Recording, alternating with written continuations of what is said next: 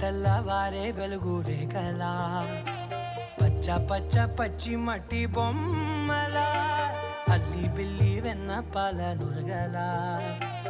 అచ్చ తెలుగు ఇంటి పూల కొమ్మలా దేవదేవుడే పంపగా ఇలా దేవతే మా ఇంట అడుగే పెట్టెనంట బ్రహ్మ కళ్ళలో కాంతులే మా అమ్మలా మా కోసం మళ్ళీ లాలి పాడేనంట.